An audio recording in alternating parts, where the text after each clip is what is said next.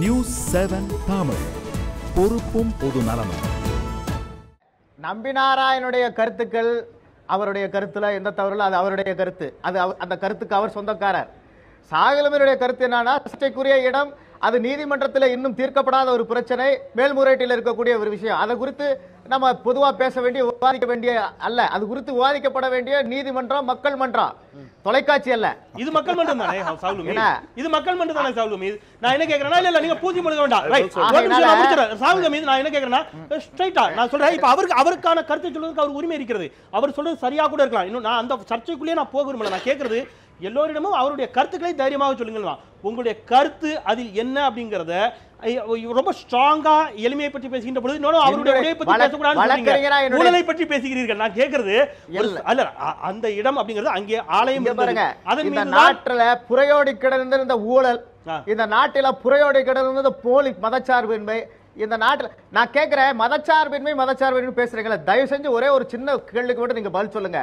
இந்த நாட்டில் நடத்தக்கூடிய அரசியல் கட்சிகள்ல சார்ந்து இருக்கக்கூடிய தொண்டர்களை ஒரு கிராமப்புறத்துல, ஒரு கிளையில, ஒரு ஒன்றியத்துல, ஒரு நகரத்துல, ஒரு மாவட்டத்துல, ஒரு மாநிலத்துல ஜாதி, இனம், மொழி, மதம் பார்க்காமல் அவருக்கு பொறுப்பு போடப்படுகிறதா? இன்றைக்கு இருக்கக்கூடிய அரசியல் கட்சிகள் ஏதாவது ஒரு கிளையில ஒரு ஜாதி, மதத்தை, இனத்தை பார்க்காமல் பொறுப்புகள் இன்னைக்கு முன்னேற்ற கழகமா இருக்கட்டும், உங்களுடைய ஆதங்கம் நினைச்சுக்க போறாங்க. இல்ல சாகுலுமி, உங்களுடைய ஆதங்கம் நினைச்சுக்க போறாங்க. நீங்க பாஜக தவிரன்னு வேணா சொல்லிடுங்க. இல்ல இதுதான் நடப்பு.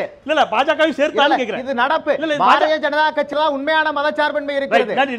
நான் சத்தி பெருமாளிடம் பேசிட்டு வரேன். சத்தி பெருமாளிடம் பேசிட்டு வரேன். ஓகே, சத்தி பெருமாளிடம் பேசிட்டு வரேன். திரு சத்தி பெருமாள் இங்க இந்த மது விலக்கை பற்றி இங்கே பேசுகிறார்கள். தமிழகத்தில் இன்றைக்கு வீதிக்கு வீதி மதுக்கடைகள் திறக்கப்பட்டிருக்கின்றன. மதுவினால் தான், மதுக்கடைகளால் தான் பெரும்பாலான வருமானம் வருகிறது அப்படிங்கிறது தெல்ல தெளிவாகவும் டார்கெட் வச்சு விற்கிறார்கள் என்ற குற்றச்சாட்டெல்லாம் வைக்கப்படுகிறது.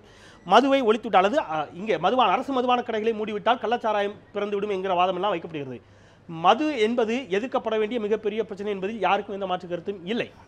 ஆனால் மதுவை தாண்டி இப்போ இங்கே பேசுகின்ற பொழுது மதச்சார்பின்மையை பற்றி பேசுகிறார்கள், ஊழலை பற்றி பேசுகிறார்கள்.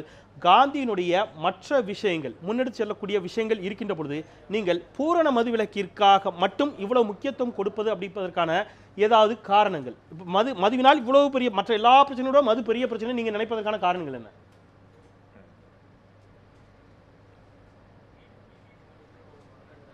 அதான் நாட்டில் லஞ்ச ஊழல் நடக்கிறது, கற்பழிப்பு, கொலை, குற்ற சம்பவங்கள் நடக்கிறது. இப்படி பல்வேறு சமூக குற்றங்கள் நடக்கிற போது ஜாதிய மோதல் ஏற்படுகிறது. இவ்வளவு விஷயங்கள் இருக்கிற போது ஏன் மதுவிலக்கு எடுக்க வேண்டும் என்றால், இந்த குற்றங்கள்லாம் நடப்பது இந்த மது குடிப்பவர்களுக்கு தெரிவதில்லை. மது குடித்தால் போதை ஏற வேண்டும், போதை இறங்கினால் மறுபடியும் அதை ஏற்றுக்கொள்ள வேண்டும். இந்த நிலையிலேயே போக்கு போய்கொண்டிருக்கிறது. அரசு என்ன செய்கிறது என்றால், இந்த குடிகாரர்களை நம்பி ஆட்சி நடத்தலாம் என்று அவர்களுக்கு அதை விற்று கொண்டிருக்கிறது.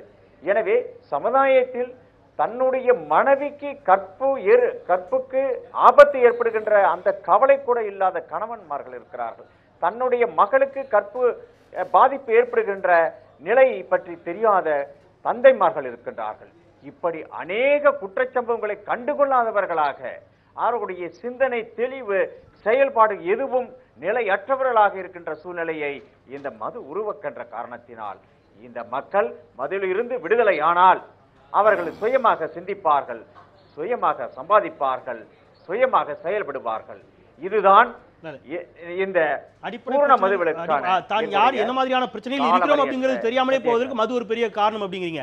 அருணன் அவர் ஒரு விஷயத்தை முன்வைக்கிறார். நீங்க நம்பி நாராயணன் பேசுகின்ற பொழுது சொல்லுங்க, அவர் அப்படித்தான் பேசுவார் தெரியும் அப்படின்னு.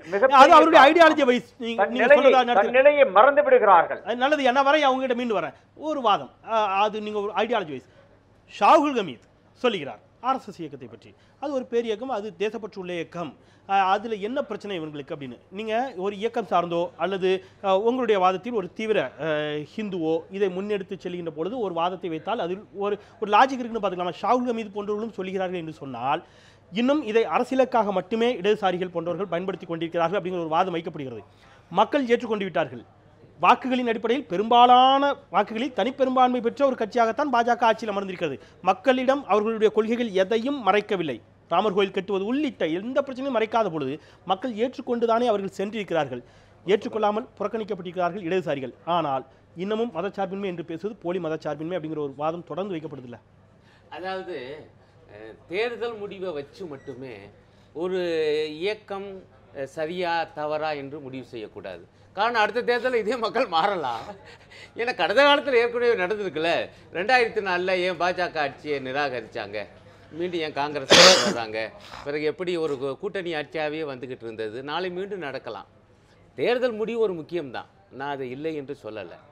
இது உதாரணமாக நிச்சயமாக மக்களுக்கு இன்னும் நாம் பல விஷயங்கள் இன்னும் சரியான முறையில் எடுத்து சொல்லலை என்று கூட நாங்கள் சுய விமர்சனமாக பார்க்கலாம். அது ஒரு பக்கம். பிரச்சனை என்பது நாம் அறிவுபூர்வமாக விவாதிக்கிறோம். இப்போ இது சரியா தவறா என்று இந்த ஓட்டை வச்சு நீங்கள் முடிவு செய்ய முடியாது. நான் என்ன கேட்க விரும்புகிறேன், நண்பர் அவர் இயல்பாகவே கூட நம்பக்கூடாது. அவர் என்ன சொல்கிறாரு, ஆர்எஸ்எஸ் என்பது தேசபக்தி என்கிற ஒற்றை சொல்லை அச்சாக கொண்டு இயங்குகிறது, அதுக்கு பதவி ஆசையே இல்லை அப்படிங்கிறாரு. நான் என்ன கேட்குறேன், தேசபக்தினா அந்தந்த காலத்தில் அது வெளிப்படணும். 1947க்கு முன்பு தேசபக்திங்கிறது எதில் வெளிப்படணும்? ஆங்கில ஏகாதிபத்திய எதிர்ப்பு, அதான் பிரதான எதிரியா இருந்துச்சு. அதுதான் நான் குறிப்பிட்டேன். ஆனால் அவங்க அந்த தேச விடுதலை போராட்டத்தில் இறங்கினதில்லை மட்டுமில்லை, தேவையில்லை என்கிற நிலைப்பாட்டையே எடுத்தவங்க அவங்க. இன்றைய மத்திய பாஜக நீங்கள் குற்றம் சாட்டக்கூடிய ஆர்எஸ்எஸ் இரண்டு இயக்கங்கள் எடுத்துக்கலாமே, இவர்கள் இரண்டு பேரும் காந்திய கொள்கைகளிலிருந்து எதிலிருந்து விலகி இருக்கிறார்கள் நீங்க நினைக்கிறீங்க? யாரு? மத்திய பாஜக அரசா இருக்கலாம், நீங்க குற்றம் சாட்டக்கூடிய ஆர்எஸ்எஸ். முடிச்சிடறேன். ரெண்டாவது பாயிண்ட் என்னன்னா, இன்றைக்கு தேசபக்தி என்ன? இந்த வெகுமக்களுக்கு நன்மை செய்வது, இந்த நாட்டை சுயசார்பு உள்ளதாக ஆக்குவது. இது ரெண்டுலையுமே பிரச்சனை இருக்குங்கிறேன் நான். நம்ம ஜனாதிபதி கூட 25ஆம் தேதி பேசும்போது அழகான ஒரு வாக்கியம் சொன்னார். உங்களுக்கு ஏதேனும் ஒரு விஷயத்தில் சந்தேகம் வந்தால் இந்த பரம ஏழையினுடைய முகத்தை பாருங்கள், அந்த பரம ஏழைக்கு இது நல்லது செய்யுமா செய்யாதா, செய்யும் என்றால் ஆதரியுங்கள், இல்லை என்றால் எதிர்த்திடுங்கள் என சொன்னார். நான் என்ன கவலையோடு பார்க்குறேன்னா, மோடி அரசு பரம ஏழையின் முகத்தை பார்த்து முடிவெடுப்பதா தெரியல, அதானி அம்பானிகளுடைய முகத்தை பார்த்து முடிவெடுக்கிறாங்க. நீ அவ்வளவு முடிவுகளையும் பாருங்க, மானியங்களை பூரா முடிஞ்சாலும் வெட்டுவது, ரயில் கட்டணத்தை உயர்த்துவது, ஒவ்வொன்றா இப்படித்தான் போறாங்க. அதே நேரத்தில் அதானிக்கு ஆஸ்திரேலியாவில் சுரங்க தொழில் நடத்துவதற்கு இந்திய ஸ்டேட் பேங்க் ஆஃப் இந்தியாவில்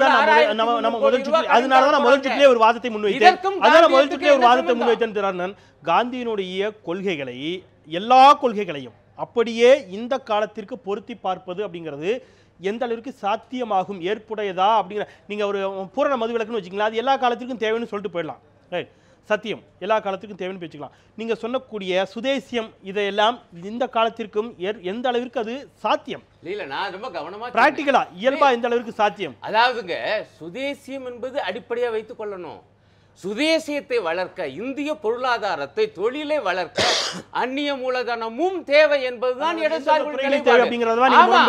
எந்த அளவுக்கு எந்த துறைகளில் நிச்சயமா பாதுகாப்பு துறை உள்ளிட்ட பல்வேறு துறைகளிலும் அந்நிய முதலீடு அவசியம் அப்படிங்கிற கேள்வி தொடர்ந்து இடதுசாரிகள் முன்வைத்துக் கொண்டுதான் இருக்கிறார்கள். குண்டூசி தயாரிப்பது இந்தியாவில் சாத்தியமில்லாத விஷயமா என்ற ஒரு கேள்வி முன்வைக்கப்படுகிறது.